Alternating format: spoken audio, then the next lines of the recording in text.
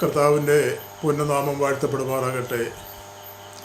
വീണ്ടും ദൈവത്തിൻ്റെ സന്നിധിയിൽ കടന്നു വന്ന് കർത്താവിൻ്റെ നല്ല വചനങ്ങളെ ശ്രവിക്കുവാനും അതിനെ ധ്യാനിപ്പാനും വീണ്ടും തമ്പുരാൻ നമുക്ക് ഒരവസരത്തെ കൂടി തന്നിരിക്കുകയാണ്. കഴിഞ്ഞ ദിവസങ്ങളൊക്കെ നമ്മളായിരുന്ന സ്ഥാനത്ത് നമ്മളെ ക്ഷേമത്തോടെ കാത്തു സൂക്ഷിച്ച് പരിപാലിച്ചു.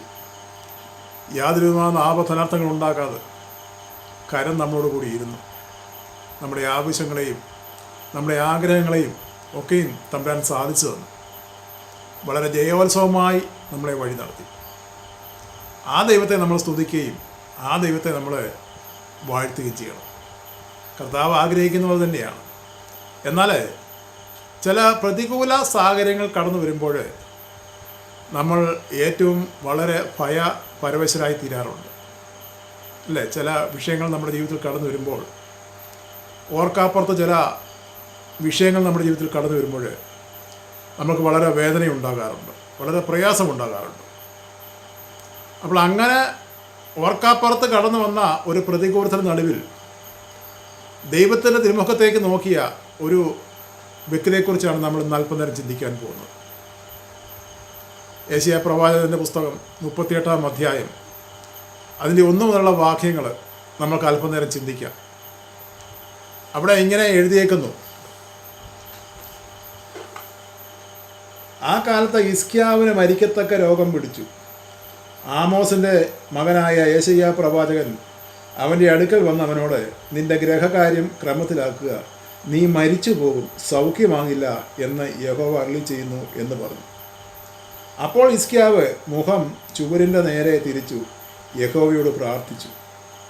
നോക്കണമേ, അപ്പോൾ ഹിസ്കിയാവ് ചുവരിൻ്റെ നേരെ മുഖം തിരിച്ച് യഹോവയോട് പ്രാർത്ഥിച്ചു. എപ്പോഴാണ്? തനിക്കൊരു പ്രശ്നങ്ങൾ വന്നപ്പോൾ, തനിക്കൊരു പ്രതികൂലം വന്നപ്പോൾ, താനൊരു കഷ്ടത്തിലാകുന്നുവെന്ന് പ്രവാചകൻ മുഖാന്തരം അരുളപ്പാട് കേട്ടപ്പോൾ ഹിസ്കിയാവ് എന്താ ചെയ്തത്? ദൈവത്തിൻ്റെ മുഖത്തേക്ക് നോക്കുകയായിരുന്നു. ചുവരിന് നേരെ തിരിഞ്ഞു, ചുവരിൻ്റെ മുഖത്തേക്ക് നോക്കി ദൈവത്തോട് പ്രാർത്ഥിച്ചു. ഇന്നത്തെ നമ്മളൊക്കെ ആണെങ്കിൽ എന്താണ് ചെയ്യുന്നത്? ഒരു പ്രശ്നം വന്നു കഴിഞ്ഞാൽ പ്രശ്നക്കാരനെ കാണാൻ വേണ്ടി പോകുന്ന അനേകരുണ്ട് അല്ലേ? ഇതെന്തുകൊണ്ട് സംഭവിച്ചു? ഇതെങ്ങനെ സംഭവിച്ചു? ഇതിനൊരു മാറ്റം വരുത്തുവാൻ ആരെക്കൊണ്ടെങ്കിലും എന്തെങ്കിലും ക്രിയകൾ ചെയ്യിച്ച് നമ്മൾ ആ വഴിയിൽ കൂടെ അനേക പണങ്ങൾ നമ്മൾ ചിലവാക്കിയിട്ടും നമുക്ക് നമ്മുടെ അവസ്ഥകൾക്ക് മാറ്റം വരാതെ എത്രയോ പേര് വളരെ പ്രയാസത്തിലായിരിക്കുന്നു. പ്രിയപ്പെട്ടവർ, ഒന്ന് ചിന്തിക്കണം. നമുക്കൊരു പ്രശ്നങ്ങൾ വന്നു കഴിഞ്ഞാൽ ആ പ്രശ്നങ്ങളെ നേരിടുവാനും ആ പ്രശ്നങ്ങൾക്കൊരു പരിഹാരം കാണുവാനും ഈ ലോകത്തിൽ മനുഷ്യനെ കൊണ്ട് സാധിക്കത്തില്ല. അനേകർ ആ വഴിയിൽ കൂടെ സഞ്ചരിക്കുന്നുണ്ട്. എന്തെങ്കിലും ഒരു ബുദ്ധിമുട്ടോ അല്ലെ കുടുംബത്തിനൊരു പ്രശ്നമോ ഒക്കെ, അല്ലെ ചില രോഗങ്ങൾ, അല്ലെ ചില പല വിഷയങ്ങളുണ്ടല്ലോ നമ്മുടെ ജീവിതത്തിൽ നമുക്ക് പ്രയാസമാണ്. അങ്ങനെയുള്ള വിഷയങ്ങളൊക്കെയും വരുമ്പോഴേ അവർ ദൈവത്തെ അല്ല ആദ്യം അന്വേഷിക്കുന്നത്, പിന്നെയോ ഈ ലോകത്തിലുള്ള ദൈവങ്ങളുടെ പുറകെ പോകാറുണ്ട്. ഈ പറഞ്ഞ ഞാനും അങ്ങനെയൊക്കെ പോയിരുന്ന ഒരു കാലം ഉണ്ടായിരുന്നു. എന്നാൽ യഥാർത്ഥ സത്യങ്ങൾ മനസ്സിലാക്കി കഴിഞ്ഞപ്പോൾ നമ്മുടെ അവസ്ഥകൾക്കും നമ്മുടെ വിഷയങ്ങൾക്കും അതിനൊരു പരിഹാരം തരുവാൻ ഈ ഭൂമിയിൽ നമ്മൾ സേവിക്കുന്ന നമ്മുടെ ദൈവത്തെ കൊണ്ടല്ലാതെ ആരെ കൊണ്ടും സാധിക്കത്തില്ല.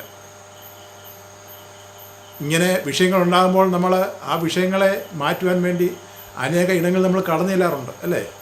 ഈ ലോകത്തിലുള്ള അനേക മുറി ദൈവങ്ങൾ, അങ്ങനെ തന്നെ പറയാം, മുറി ദൈവങ്ങൾ, എന്നെക്കൊണ്ടെല്ലാം സാധിക്കും, ഞാൻ പ്രാർത്ഥിച്ചാൽ മാറും, അങ്ങനെ അനേക പ്രാർത്ഥക്കാരെ നമുക്ക് കാണാറുണ്ട്. ഞങ്ങൾ വന്ന് പ്രാർത്ഥിച്ചാൽ ഞങ്ങൾ സൗഖ്യമാക്കാം, അല്ലെങ്കിൽ ഞങ്ങളുടെ അവസ്ഥയ്ക്ക് ഞങ്ങൾ മാറ്റം വരുത്താം. പ്രിയപ്പെട്ട, ഒന്ന് മനസ്സിലാക്കണം, നമ്മുടെ അവസ്ഥകൾക്ക് മാറ്റം വരണമെങ്കിൽ, നമ്മുടെ പ്രശ്നങ്ങൾക്കൊരു പരിഹാരം കാണണമെങ്കിൽ നമ്മൾ ആരുടെ അടുത്ത് പോകണ്ട. നമ്മൾ പോകേണ്ടി ഒരാളുടെ മാത്രം അടുത്ത് പോയാൽ മതി. ആരാണ്? നമ്മളെ സൃഷ്ടിച്ച് നമുക്ക് ജീവൻ തന്ന നമ്മളെ ആ പരമോന്നതനാകുന്ന ദൈവത്തിൻ്റെ തിരുമുഖത്തേക്ക് നമ്മൾ നോക്കിക്കഴിഞ്ഞാൽ നമ്മുടെ സകല വിഷയങ്ങൾക്കും അവിടെ പരിഹാരം തരും. അല്ലാതെ ഈ ലോകത്തിൽ ആരെക്കൊണ്ടും സാധിക്കത്തില്ല.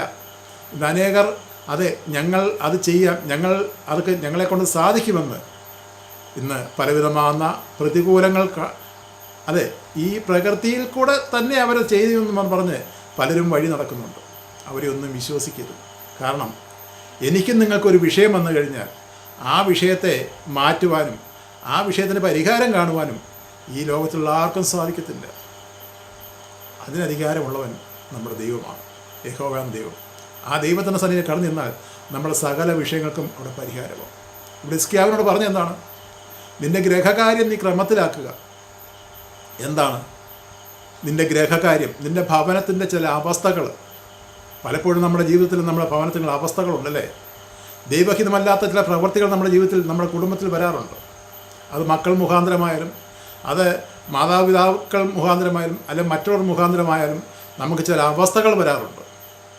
എന്നാൽ ആ അവസ്ഥകളെ കണ്ട് അതിനെ തിരിച്ചറിഞ്ഞ് ആ അവസ്ഥകൾക്ക് നമ്മളൊരു പരിഹാരം ചെയ്തു കഴിഞ്ഞാൽ തീർച്ചയായും നമ്മുടെ വിഷയങ്ങൾക്ക് അവിടെ പരിഹാരമാകും. അതാണ് യെശയ്യാ പ്രവാചകൻ്റെ മുഖാന്തരം അവിടെ അല്പമുണ്ടായ നിൻ്റെ ഗ്രഹകാര്യം ക്രമത്തിലാക്കണം. നിനക്ക് നിൻ്റെ ഭവനത്തിൽ ചില ക്രമീകരണങ്ങൾ നീ പ്രാപിക്കണം. നിനക്ക് പ്രാർത്ഥനാ വിഷയങ്ങളില്ലായിരിക്കും, അല്ലെങ്കിൽ നിനക്ക് പ്രാർത്ഥനയില്ലായിരിക്കും. നിൻ്റെ തലമുറ ചിലപ്പം ദൈവത്തെ അറിയാതെ വഴി നടക്കുന്നവരായിരിക്കാം. അല്ലെ അങ്ങനെയുള്ള എന്തെങ്കിലും വിഷയങ്ങൾ നിൻ്റെ ഭവനത്തിലുണ്ടെങ്കിൽ അതൊക്കെ നിൻ്റെ ഭവനത്തിൽ ഒരു ക്രമീകരണം ഉണ്ടായിരിക്കണം. അല്ലെങ്കിൽ നിനക്ക് ഇന്ന കഷ്ടങ്ങൾ, ചില പ്രശ്നങ്ങൾ നിനക്ക് അവിടെ കടന്നു വരും. അതാണ് പ്രവാചകൻ മുഖാന്തരം ഈ ഹിസ്കിയാവിനോട് പറഞ്ഞു. ഹിസ്കിയാവ് രാജാവാണ്, ആ രാജ്യത്തെ രാജാവാണ്. എങ്കിലും ഒരു രാജാവാണെന്ന് പറഞ്ഞാലും ചില ക്രമീകരണം പ്രാപിക്കുവാൻ തക്കവണ്ണം ദൈവത്തിൻ്റെ അരുളപ്പാട് ഹിസ്കിയാവിനുണ്ടായി. അല്ലെങ്കിൽ അങ്ങനെ നീ ചെയ്യുന്നില്ലെങ്കിൽ ഇന്ന അവസ്ഥയിൽ കൂടെ നീ കടന്നു പോകും, ചില പ്രതികൂലത്തിൽ കൂടെ നീ കടന്നു പോകും. അവിടെ പറഞ്ഞെന്താ? നീ മരിച്ചു പോകും. ഒരു ചെറിയ രോഗം വന്നതേ ഉള്ളൂ. പക്ഷെ ആ രോഗം എന്താണെന്ന് ഹിസ്കിയാവ് മനസ്സിലായില്ല. എങ്കിൽ ദൈവം ഹിസ്കിയാവിനെ സ്നേഹിക്കുന്നുണ്ടാണല്ലോ ദൈവം തൻ്റെ പ്രവാചകൻ, തൻ്റെ ദൂതൻ മുഖാന്തരം ഹിസ്കിയാവിനെ അറിയിച്ചത്. നിൻ്റെ ഗ്രഹകാര്യം ക്രമത്തിലാക്കുക. പ്രിയപ്പെട്ടവരെ, ഒന്ന് മാത്രം പറയാം, നമ്മുടെ ഭവനത്തിൽ നമ്മുടെ ജീവിതത്തിൽ എന്തെങ്കിലും ക്രമീകരണങ്ങൾ ചെയ്യുകയാണെങ്കിൽ ആ ക്രമീകരണങ്ങൾ ഉടൻ നമ്മൾ ചെയ്യുക. നമ്മുടെ ജീവിതം അത് വളരെ സന്തോഷമായി തീരുവാൻ തക്കവണ്ണം നമുക്ക് അത് അനുഗ്രഹമായി തീരും. ഹിസ്കിയാവ് ഇത് കേട്ടോടനെ ഹിസ്കിയാവ് വളരെ ഭയപരശരായി. എന്താ? വേറെ ആരുടെയും പുറകെ പോയില്ല. പിന്നെയോ ദൈവത്തിൻ്റെ തിരുമുഖത്തേക്ക് നോക്കുകയാണ് ചെയ്തത്, വേറെ ഒന്നും ചെയ്തില്ല. അത് ചുവനോട് ചേർന്നു ദൈവത്തിൻ്റെ തിരുമുഖത്തേക്ക് നോക്കി താൻ ഇന്ന കാര്യങ്ങൾ ചെയ്തല്ലോ എന്ന് ആ ദൈവത്തോട് അവൻ പറയുകയാണ്. അവൻ്റെ ആ പറച്ചിൽ ചിലപ്പോൾ ഒരു ക്ഷമാപണമായിരിക്കും.